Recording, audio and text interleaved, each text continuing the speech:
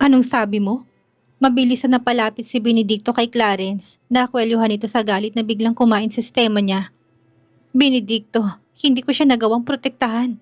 Lalong magulhol si Clarence. The weight in his chest became heavier than ever. Kahit na nasabi niya ng katotohanan kay Benedicto, ay tila mas bumigat pa yon. Dahil sa katotohanan wala naman talaga siyang nagawa para protektahan si Sofia. Napabitiw si Benedicto sa pagkakahawak niya kay Clarence. Hindi siya makapaniwala sa mga narinig. Her sister endured all of that. Bakit hindi nito nagsumbong sa kanya? Bakit nilihim nitong lahat at mag-isang nagdusa? I'll make them pay.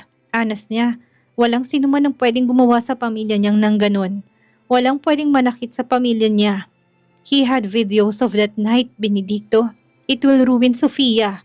Napapikit si Benedicto. Mas importante pa ba ang karir ni Sofia kaysa mapanagot ang gumawa noon sa kanya? Kung may mangyaring masama sa Paulo na yun, ilalabas na kung sinong may hawak nun ng video. Kumuyom ang kamao ni Benedicto, tila sasabog ang ulo niya sa pag-iisip kung paano matutulungan ng kapatid. Humarap na muli siya kay Clarence. Lihim mong imbestigahan ang pangyayari noon. Alam ko matagal na nangyari but maybe we can get witnesses. Natigagal si Clarence kung saan noon pa siya na ginawa, baka nga may makalap siyang importanteng impormasyon. Pero napakalaking impact na nangyari sa buhay nila ni Sofia. Dahil sa kahilingan nito na huwag na ungkatin ang mga nangyari, ay huminto siya sa pag-iimbestiga. Though sa mga nakausap niya mismong, ang dalawa talaga ang pumasok sa kwarto na yon at sila ni Cassandra ay magkasama rin na umalis sa party. Kung paanong apat silang nasa kwarto hindi na rin nalinawan. Hindi alam ni Benedicto kung paano harapin si Sofia. Wala man lamang siyang nagawa at alam sa mga nangyari dito. Anong klase siyang kapatid?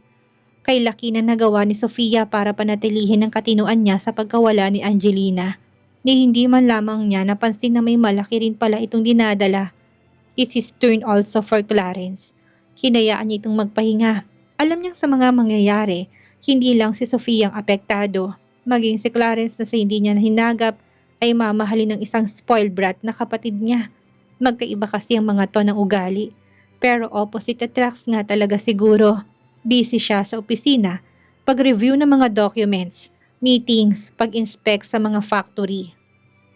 Nakakapagod yon at doon niya labis na naintindihan ang hirap ni inatang niya kay Clarence ng ilang taon. Pauwi na siya at nagmaneho nang biglang tumawag sa kanya si Scott. Benedicto, I need your help. Kumunot ang noo niya, napatigil siya sa gilid ng daan at pinagtuunan ng pansin si Scott. First time ito na humingi ng tulong sa loob ng taon na pagkakikilala nila. What is it? If I can, I'll do it. Eka niya, hindi naman siguro mabigat ang hihilingin nitong pabor. Meet me today, I'll tell you. Nag-alangan siya, ayaw niya sanang magpagabi dahil nag-overtime na siya sa araw na yun ng ilang oras. Ang oras na para sa anak niya ay nakumpermiso. Pero hindi naman niya pwedeng hayaan lang ang kasosyo at kaibigan sa pangangailangan nito. Okay, I'll just drop by the house. Naintindihan naman yun ni Scott, pamilyado rin siyang tao kaya alam niyang gustong gawin ni Benedicto. After a minute of talk kay Benedina, ay nasa biyahe na naman si Benedicto. Naintindihan naman ng anak ang sitwasyon kaya laking ginhawang naramdaman niya. Ayaw niya na nagtatampo ito dahil hindi niya masikmurang masaktan ang damdamin ng anak. It's okay, Daddy. I understand po. Ingat ka po. Love you. Isang mahigpit na yakap at mainit na halik sa pisngi at noo ang iginawad niya dito. I love you, honey. Kikitain niya sa Scott sa isang bar. They are not going to party or anything else. Pumayag siya dahil mukhang kailangan ng kaibigan yon. Nakita niya si Scott sa pinakadulong lamesa. May nakaharap na ditong inumin at mukhang nakapag-umpisa na rin na uminom. Hey, tumingala ito sa kanya. Nahalata niya nakasuot pa ito ng pang-opisinang damit. Mukhang wala ring tulog na para bang ilang araw na tumawat at tinampalang upuan. Sinasabing upo na rin siya at saluhan ito. It's been months since the party. Maayos naman ito noon. What happened? Kumuha siya ng baso at nilagyan yun ng alak. Hindi naman niya dinala yun sa kanyang bibig. Pinaglaruan niya lamang at pinaikot-ikot ang laman sa baso. They left me. What? My family left me, Benedicto. I can't find them. Natigagal siya. Akala niya'y perpektong pamilya ng mga to. Sa likod pala ng mga ngitit parang perpektong pinapakita ay may gusto't palang nakatago. I need your help.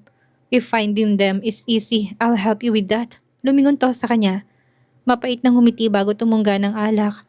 Finding them is my responsibility, Benedicto.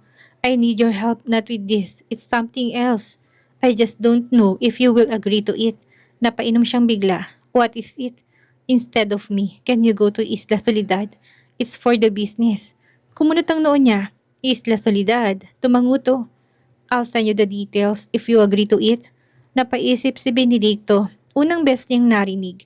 Nagdadalawang isip siya, pero nung makuha ang detalye parang gusto niya na kaagad umalis papunta doon.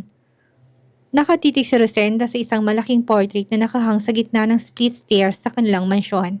Hinipo niya yun na para bang hindi pa rin makapaniwala sa nakikita, na para bang bago palagi ito sa kanyang paningin. Ito was a family portrait. Maliit pa si Maki, siguro nasa 3 taon pa lamang ito. Karga ito ni Kenneth habang siya'y seryosong nakatingin din sa kamera. Walang ngiti sa kanyang mga labi na para bang napipilitan lamang. Nakatitig ka na naman dyan. Mula sa kaliwang bahagi na lingunan niya si Kenneth. Alam niyang galing to sa opisina nito. Pababa ito gamit ang kaliwang hagdan papunta sa kinaroroonan niya. Pinakatitigan niyang muli ang asawa.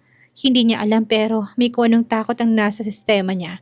Siguro dahil sa seryoso nitong aura at sa possessive nitong kilos. Parang ayaw niya magkamali dahil sigurado siya na hindi magugustuhan ng asawa niya yun. Hinapit siya nito sa kanyang bewang na makalapit to. Napasinghap siya at hindi sinasadyang mailagay ang kamay sa dibdib nito para gawing pader na namamagitan sa kanilang mga katawan na para bang may sasalba siya ng mga kamay. Kenneth, what's on your mind this time? Tanong nito, lalo siyang hinapit palapit siya katawan nito. Walang nagawang mga kamay niya at pasimpleng nanunulak. Bumaba ang mukha nito. Halikan sana siya sa kanyang mga labi nang ikiling niyang mukha patagilid. Ang gilid lamang ng mga labi niya nadampian ng mga labi nito. Humigpit ang pagkakahawak nito sa bewang niya na para bang kaya nitong baliin ang kanyang mga buto. Ilang saglit niyang tiniis yun nang bigla siyang binitawan. Nayakap na lamang niyang kanyang sarili nang muli itong tingalain. Formal ang mukha nitong nakatitig sa kanya. Kumurap-kurap siya, nag-iwas ang tingin kapag daka. Alam niyang ang lalaki na sa harapan niya ay kasama niya mahigit na 1 dekada na. Nagpapatunay ang family photo na naroon, ang mga pictures na nakasabit sa kanilang kwarto, ang kanilang anak na kamukha niya. Mga patunay na asawa niyang lalaking nasa harapan niya ngayon. Pinamulsa ni Kenneth ang mga kamay nito. Pagkatapos ay humarap sa mahabang hagdan pababa. Naglakad ito pababa. Pero hindi pa man nakakailang hakbang ay muli siya nitong nilingon. By the way, darating isang prospect ko for business partner sa negosyo. Medyo natigilan sa Rosenda sa sinabi ni Kenneth. Tumatakbo ang kailangan niyang gawin sa kanyang isipan. Rosenda, anong gusto mong gawin ko? Tanong niya. Alam naman niya na pero gusto na marinig yun mula sa bibig ng asawa. Bahagya atong humarap muli sa kanya. It's just one day. Kung gusto mong pumunta sa bayan, pasasamahan kita kay Lara. Mapait na pangiti si Rosenda, gaya ng dati. Ayaw ng asawa niya na nakikisalamuha siya sa mga bisita nito. Sila actually kasamang anak nilang si Maki. Paano ay nagwawala minsan si Maki kapag nakakakita ng ibang tao sa isla. Kaya mas minabubuti ni Kenneth na paalisin sila. Naintindihan niyang asawa. Importanteng negosyo at muli nitong pag-angat. Sige, ika niya. Matagal na rin siyang hindi nakakapunta ng bayan. Siguradong masisiyahan din si Maki dahil sa wakas, lalaya na naman ito sa islang yun.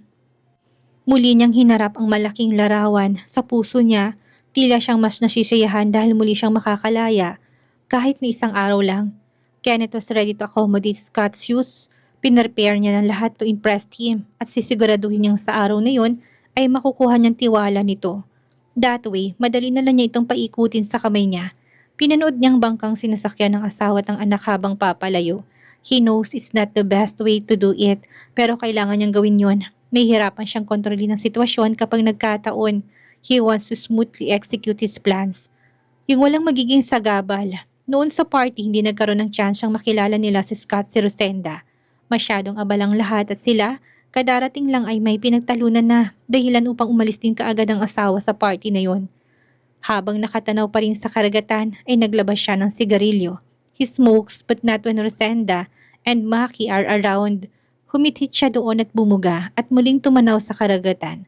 Maging sa kalangitan, it's calm. Pero napangisi siya, alam niyang sa pagiging kalmado ng lahat, isang dilubyo ang pwedeng mangyari.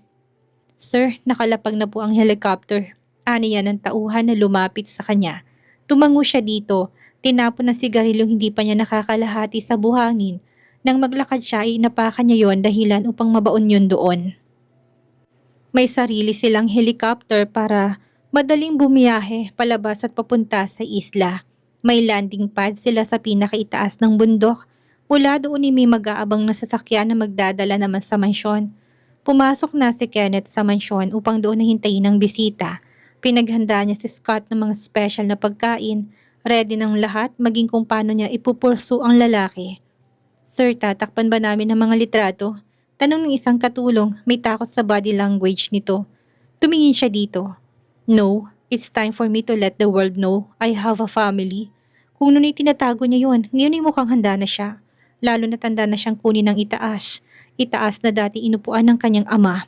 Importante pa rin naman sa kanyang privacy, lalo na sa kanyang mag-ina. Pero walang masama kung malalaman ng ibang tinatago niya sa paraang iyon. Tutal si Scott yon. A family man, lalaking unahin ng pamilya bago ang lahat. Alam niyang mali na tinaboy niyang mag-ina niya sa pagkakataong iyon na dapat ay makilalang mga to ng personal. Pero may dahilan siya. Soon but not now. Sa mga litrato muna, kung mapapansin niyo ni Scott, ilang saglit niya siyang naghintay sa pagdating ng kanyang panauhin. Tanging driver lamang ang sumunod dito. He wants to wait for him like a king. Tumayo siya sa may malaking salamin. Tanaw na niyang paparating na puting sasakyan, napangisi siya. Tumalikod at tinintay na may hatid ng tauhan niya sa loob ni Scott. May kumatok sa pinto ng kanyang opisina. Naghihintay na muna siya ng ilang saglit bago nagsalita. Come in, Anya. Nakapagkit ng ngiti niya sa kanyang mga labi, naroon ang eagerness to impress si Scott. Naroon na sa aura niya na handa siyang makuhang gusto. Sir, narito na po inyong bisita. But his smile instantly faded away. Kumuyom ang kamao niya nang pumasok ang kanyang panauhin. Thank you for inviting. I'm representing Mr. Schutz and the company. Gaya ng sabi nito, he is not Scott Schutz. Yun ay walang iba kundi si Benedicto Argente. It's you. Hindi magawang itago ni Kenneth ang dismaya sa tono. Hindi naman yon nakaligtas kay Benedicto. Ramdam niyang disgusto ng lalaki sa presensya niya. He ignored it. Dalawa lang naman ang pakay niya. Bukod sa partnership ay ang katotohanan sa likod ng mukha ng asawa ni Kenneth Ponteverde. It's not appropriate for him to add his personal agenda, pero hindi niya mapigilan ang sarili. Scott couldn't make it today. We're sorry kung wala man lang abiso. Eka niya. Matayog na tumayo't hindi natinag sa may-ari na kinatutungtungan niya. Matamang napatitig si Kenneth kay Benedicto. Sumibo lang kakaibang ngiti sa mga labi niya. Nadismaya man, ay hindi niya na yun pag-uukulan pa ng pansin. Naroon ang lalaki at hindi niya maaring itaboy pa. Please, take your seat, Mr. Argente. He presented the project, a high-end resort that caters mostly to foreign nationals. Alam niyang pinasok na ng partnership nila Benedicto Scott ang ganong negosyo. They expanded well. Pangalan pa lamang nila ay umatikabo na sa business world. Kilala ng mga tao and even overseas. At dahil yun kay Scott Schutz, aminado naman si Benedicto doon, hindi lalaki ng ganun ang kanyang kumpanya, kung hindi dahil sa tulong ng isang Scott Schutz. Para naman kay Kenneth, nag-uumpisa pa lamang siya, umaakit pa lamang siya sa kinatutungtungan ng dalawa. He may be famous right away but not to the level of the two. Kailangan pa niyang i-push ang sarili. They may be partners soon but not gonna stay long. Kaya naman ni Kenneth kahit walang mga to, but he had plans. Plans of ruining them. This is a beautiful place. How big is this mansion? Tanong ni Benedicto na mapagpasya. Naipasyal nito siya sa buong mansyon.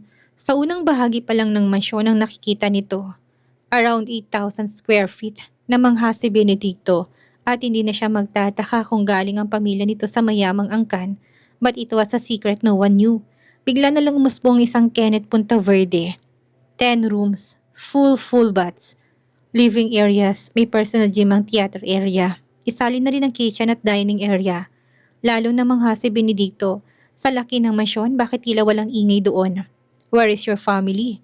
Hindi niya maiwasang itanong na ikinagulat ni Kenneth, kunot noong napatigil siya at napalingon sa lalaking kasabay sa paglalakad. How did you know I have one? Tila may pagdududa sa tono nito, hindi pa niya nilabasan tuluyan sa mundong papasukin niya ang kanyang mag-ina, kaya nagtataka siya kung paanong nalaman ni Benedicto na may pamilya siya. Porma lang na humarap din si Benedicto.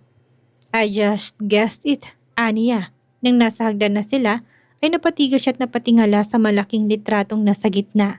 Sumunod ang tingin ni Kenneth sa tinitingnan niya. Naglakad siya pa itaas. Ganon din ang ginawa ni Benedicto. Nakatitig lamang siya lalo na sa babaeng naroon. Parang dinudurog ang puso niya. Kamukhang kamukha talaga ni Angelina ang nasa larawan. Kung wala lamang siya nakitang katawan ay baka isipin niya na iisa lamang ang mga to. Napatingin siya sa petsa sa gilid nun. Halos 10 taon ng litrato. Nagpapatunay na hindi nga si Angelina ang babaeng kamukha nito. This is my family. Pasensya na kung hindi ko sila may ipapakilala ngayon. They are not here. Isa pa, we are here for business and not for our personal life. Pinilit na maging kaswal ni Benedicto kahit napakatingkati na siyang magtanong ng mga bagay-bagay. Tumahimik silang dalawa. Sa katahimikang yun ay pumaibabaw ang tunog ng telepono. Agad na kinuha ni Kenneth ang telepono sa bulsa nito. Can I leave you for a second? I need to get this. Tumango naman si Benedicto. Nang wala na si Kenneth, muling hinarap ni Benedictong litrato. Hindi niya maiwasang hawakan yon. Haplusin ang mukha ng kamukha ng asawa. Pinaglalaroan ba ako ng tadhana? Angelina. Hindi niya maiwasang tanong sa hangin. Bakit kailangan niya makitang kamukha nito? Hindi pa talaga tapos ang pagpaparusa sa kanya ni Angelina. Alam ni Benedicto na maraming mga bagay sa mundong mahiwaga. Minsan naiisip niya tinihiling pa rin sa Diyos na sana ang hiwagang yun ay ibalik na lang si Angelina sa kanila. I'm sorry for that. That was our pilot. Eka ni Kenneth nang bumalik to sa kinaroonan niya. Humarap na muli siya sa lalaki. Our helicopter just had a problem. Okay lang ba na by boat ka na lang ihatid sa malapit na bayan? Mr. Agente, may nakahanda ng susundo sa'yo doon. Helicopter would make his trip faster. Pero pumayag siya dahil tila gusto pa niyang i-explore ang lugar. If by boat, then be it. He wants to stay a little longer. Parang may hinihintay siya. Gusto niyang muling makitang kamukha ni Angelina. Makaharap ito ng harap-harapan. He wants to meet her. Gusto niyang mawalang agam-agam sa sistema niya simula nang makita niya ito sa hallway ng hotel. Nilibot siya ni Kenneth sa isla. Hindi kaya ng isang araw ang buong lugar pero nakita niya ng kagandahan noon kanina mula sa himpapawid. Isang araw din lamang ang napag-usapan nila at babalik siya kinagabihan sa Maynila. Hapon na nang biglang magsimulang umulan. Kinagulat ninyo ni Kenneth dahil ang pagkakaalam niya ilihis ang paparating na bagyo sa lugar. Mukhang nagkamali siya. Weather forecast sucks almost all of the time. Nasa pangpang na sila at nakahanda ng bangkang maghahatid kay Benedicto sa kabilang bayan. Inihatid niya doon ang lalaki. Anong lagay ng dagat? Tanong pa ni Kenneth sa bangkero. Kalmado po, boss. Kung aalis ngayon, paniguradong makakabiyahe pa ng ligtas. Aniya, nakikinig lamang si Benedicto sa mga ito. Napatango siya nang harapin siya ni Kenneth. Naintindihan niyang usapan. They need to go now or else it will be dangerous to sail. Salamat sa imbitasyon, Mr. Ponteverde. Kanya na magpaalam na. Nilahad niyang kanyang kamay para makipagdaupang palad sa lalaki. No, thank you for coming. Muli akong humihingi ng pasensya for inconvenience. Nito, tinutukoy ang helicopter na nasira. There is nothing to apologize. Niya, tinulungan siya ng bangkerong makasampa sa bangka. Bago pa man sila makaalis ay nahimigan ni Benedictong pagtatanong ni Kenneth sa isang tauhan. Bumiyahe na rin sila pabalik, boss. Nito. Nakakasiguro si Benedicto ng pamilya nitong tinutukoy ng tauhan. Nabanggit kanina ni Kenneth na umalis ang papuntang bayan ng mag-ina nito. Sayang at wala siyang pagkakataon na makitang kamukha ni Angelina. Some other time. Niya sa sarili, wala pa siya kalagitnaan ng karagatan, ay lumakas ng hangin at ulan at maging ang alon. May tila bubong naman ng bangka pero dahil siya malakas na hampas ng alon ay nababasa siya. Napakapit siyang mabuti sa katawan ng bangka dahil umaalog yun. May konting kaba sa sistema niya. It was his first time to ride the boat. Ngayon pang masamang biglang panahon. Sa ugong ng dagat ay may kasabay yun. Ang motor ng kanilang bangka at ang papalapit na isa pa. Makakasalubong nila yon. Tumigil ang dalawa at nagkatabi. Huwag na kayong tumuloy, mapanganib. Bumalik na lang kayo. Ng bangkero sa kabilang bangka. Yung pabalik sa isla. Hindi pa naman kayo nakakalayo, tumingin sa kanyang bangkero. Pagkatapos ay sumagot. Kailangan kong ihatid ang bisita ni Boss Kenneth. Sa pag-usap ng dalawang bangkero na pasilip si Benedicto sa sakay ng bangka sa kabila. May nakatalikod na sakay noon na natiling nakatalikod pero alam niya kung sino yon. Mahabang buhok, may sombrero pero tila nakapagkit na sa isipan niyang itsura ng babae. May sumilip na bata. Nagkasalubong ang mga mata nila kasabay nun ang muling pag-andar ng bangkang sinasakyan nila. Hindi pa niya inalis sa mga mata sa bangka habang papalayo sila. Kaya nakaligtas sa mga mata niya kung paano biglang tumalon ng batang lalaki sa dagat. Maki! Sigaw na pumaimbabaw sa buong paligid. Kasabay ng panaghoy ng masamang panahon, hindi nagaksaya ng panahon si Benedicto. Parang isang pitik lang na tumalon din siya sa dagat. Lumangoy papunta sa tinalunan ng bata. Maging ang bangkerong kasama ng mga to sa bangkang iyon ay tumalon din para iligtas ang bata. Sumisid si Benedicto. Hindi inalinta ng malakas na hampas ng alon. Naririnig niya iyak ng paghingi ng tulong ng babae kaya hindi siya nagdalawang isip na hanapin ito. Mapanganib man. Muli siyang lumangoy, sumisid hanggang sa mamataan niyang bata. Gasping for air, tapos ay lulubog na muli. Ginawa niyang lahat para mapuntahan ito agad. Nilabanan niyang alon kahit pitila ay bigat ng katawan niya dahil sa hangin at agos ng tubig. I got you, bud. Eka niya nang mahawakan to. Pero isang malaking alon ang dumating at nilubog muli sila. He tried his best to make the kids safe. Lumangoy siya papunta sa bangka kahit napakiramdam niya nabugbog siya. Dahil sa mga hampas ng alon, malapit na sila sa bangka na isang malaking alon ang muling dumating. That time hindi niya na alam kung paano gagawin. The first thing he knew was to make the kids safe. Mabilis siyang lumangoy. Naiahon niyang bata bago pa man siya biglang tangayin ng alon. Sa paglubog niya ay nakita niyang muling mukha ng pinakaasam niyang makita. Hindi niya pinikit ang mga mata niya habang papalubog dahil ayaw niyang mawala sa paningin niya ang mukhang iyon.